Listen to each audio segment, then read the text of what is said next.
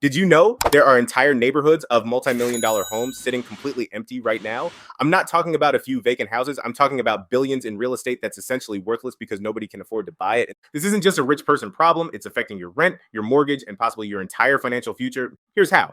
The ultra wealthy are struggling to sell their luxury properties, and it's creating a bizarre economic situation. Take Sonia Morgan from Real Housewives of New York. She's been trying to sell her Upper East Side townhouse for nearly 15 years. After buying it for $9.1 million in 1997, she's now auctioning it with a starting bid of just $1.75 million.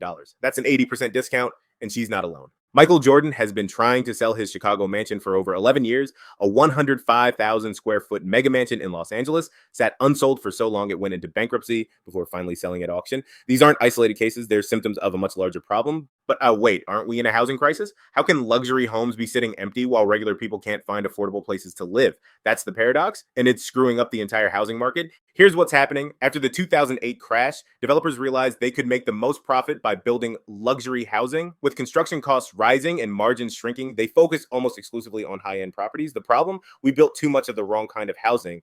In the past few years, we actually broke the all-time record for new apartment construction, a record that had stood since the 1970s. Back then, the building boom was driven by baby boomers entering the housing market for the first time. They wanted affordable places near city centers, and developers responded by building practical apartments with reasonable floor plans.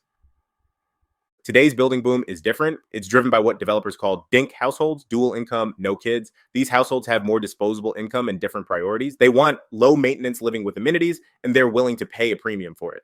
Developers saw this demographic as the perfect target market.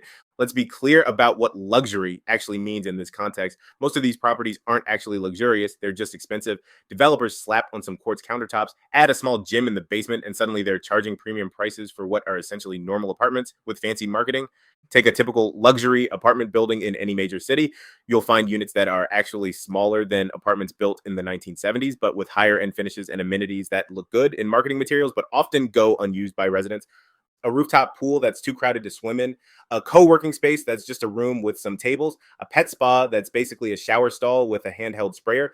These cosmetic upgrades cost developers relatively little, but allow them to charge significantly higher rents or sales prices. It's not about creating better housing, it's about creating the perception of exclusivity and luxury to justify higher prices. But this strategy worked for a while because of how real estate financing works. Developers take out construction loans to build these properties, then sell them to financial institutions better on paper. Why? Because buildings are valued based on their income. A property with higher rental rates can be sold for more, even if those rates are artificially inflated by concessions. Wood frame construction over one story of concrete, often with retail on the ground floor and apartments above. These buildings became popular after changes to building codes made them easier and cheaper to construct. They're now ubiquitous in growing cities across America. From a purely practical standpoint, these buildings make sense. They're relatively affordable to construct and create a good amount of housing density. The problem isn't the building type itself, it's how they've been marketed and financed. Rather than being positioned as practical middle income housing, they're almost always branded as luxury apartments with rents to match, and homes, and so on. A study of 52,000 residents in 12 major US cities found that building a new market rate building that houses 100 people ultimately leads 45 to 70 people to move out of below median income neighborhoods. And in other words, even luxury housing helps with affordability if it increases the overall supply. The problem isn't that we're building luxury housing, it's that we're not building enough housing overall. And what we are building is disproportionately marketed as luxury. One factor that's often overlooked in this discussion is the rising cost of construction. According to data from a Toronto developer who compared projects from 2005 and 2020, nearly every aspect of development has become more expensive. Construction costs have increased significantly due to material costs and labor shortages. Soft costs like architectural fees, engineering, and permits have risen. Government fees, charges, and taxes increased by 43%. Financing costs have fluctuated but generally increased.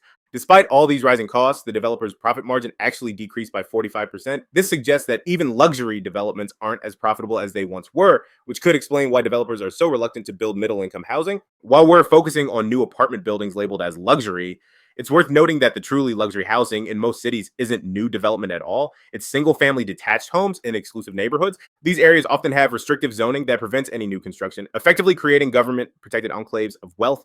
In cities like Los Angeles, San Francisco, and New York, single family homes in desirable neighborhoods routinely sell for millions of dollars, far more than even the most expensive new condos. Yet these neighborhoods rarely face the same scrutiny or opposition that new apartment developments do. When a developer proposes a new apartment building, neighbors come out in force to oppose it, citing concerns about luxury housing and gentrification. But when a 5,000 square foot single family home sells for $5 million, it's just considered the market at work.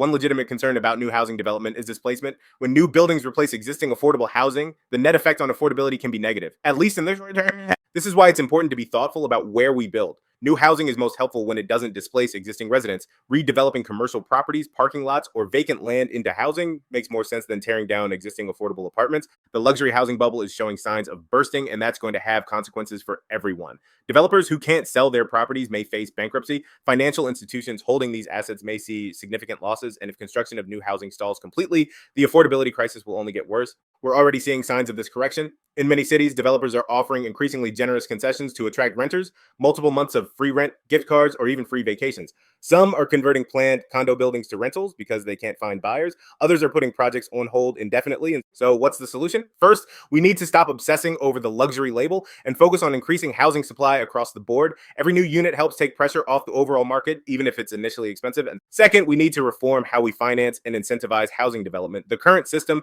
rewards building financial assets rather than actual homes people can afford. This might mean changing tax incentives, implementing vacancy taxes, or creating new financing models that reward long term affordability over short term profits. Third, we need to recognize that the truly luxury housing in most cities isn't new apartment buildings, it's single family detached homes in exclusive neighborhoods. These areas often have restrictive zoning that prevents any new construction, effectively creating government protected enclaves of wealth.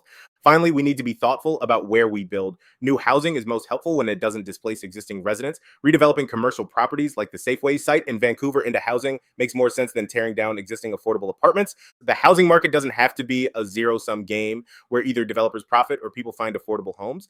With the right approach, we can create a system that works for everyone, even if it means some luxury penthouses have to come back down to earth.